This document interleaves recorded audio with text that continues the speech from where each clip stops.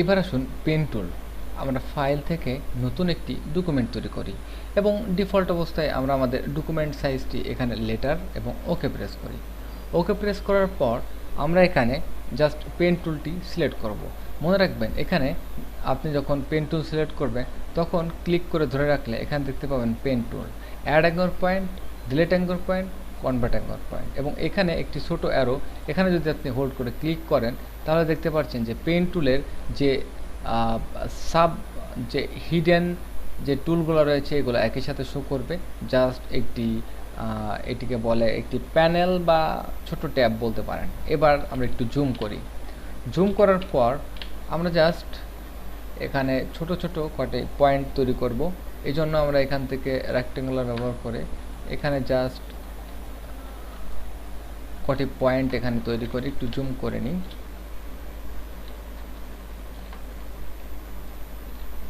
1, 2, 3 এবং 4।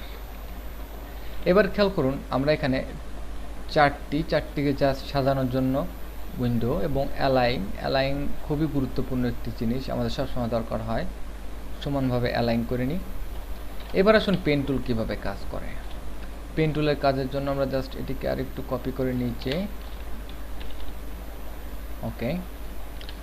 এটুকুর মধ্যে আমি বুঝিয়ে দেবো পেন টুলের কার্যক্ষমতা। প্রথমে আপনি এখান থেকে পেন টুল সিলেক্ট করুন অথবা এখান থেকে সিলেক্ট করুন, যে কোনো একটি পয়েন্টে আপনি এখানে ক্লিক করুন এবং পরবর্তী পয়েন্টে আপনি আরেকটি ক্লিক করবেন।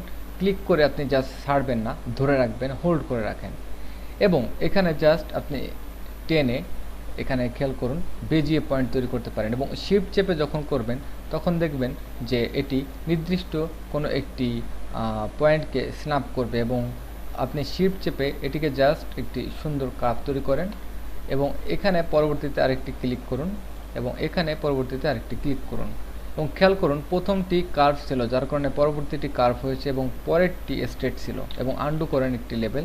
এবার আপনি এখানে জাস্ট ক্লিক করলে দেখতে পাচ্ছেন কার্ভ এবং কার্ভ করার পর আবারও আপনি এখানে ক্লিক করুন, ক্লিক করে জাস্ট শিফট চেপে আবারও এটিকে কার্ভ করতে পারেন। তো এভাবে আপনি অনেক সুন্দর একটি কার্ভ পয়েন্ট তৈরি করতে পারেন। যে কোনো সময় এই কার্ভ পয়েন্টকে আপনি মডিফাই করতে পারেন। এবার আসুন পেন টুলের আরও কিছু কার্যক্ষমতা।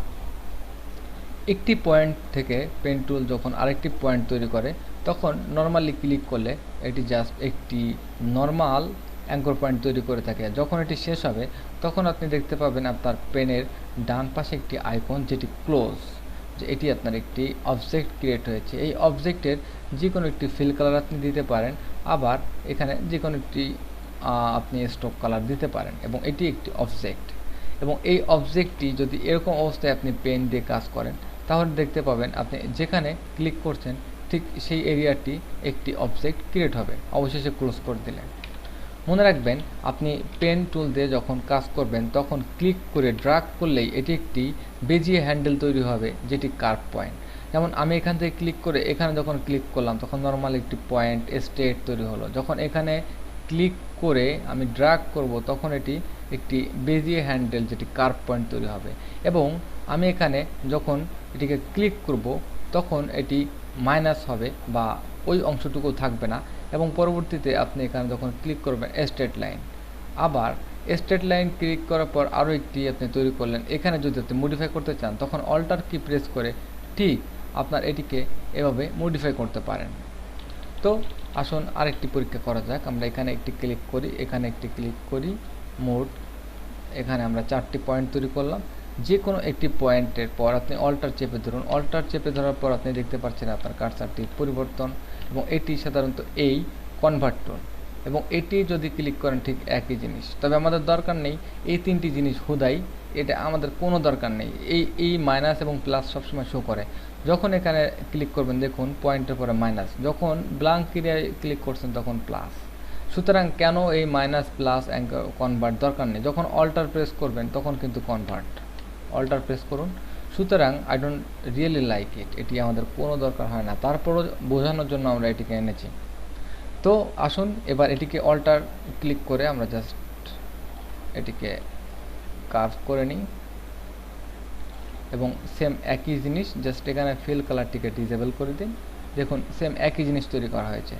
তো আপনি যখন এখানে এলোমেলো অনেক বড় ধরনের একটি শেপ তৈরি করবেন, তখন এখান থেকে যেটি আপনার দরকার নেই জাস্ট জুম করবেন, যেটি দরকার নেই ক্লিক করে আপনি এখান থেকে মাইনাস তৈরি করে নিতে পারেন বা এটিকে মাইনাস করে দিবেন, এবং যেখানে আপনার কনভার্ট করা দরকার পয়েন্টগুলো, সেখানে জাস্ট আপনি এটিকে সুন্দরভাবে কনভার্ট করে স্মুথ করতে পারেন।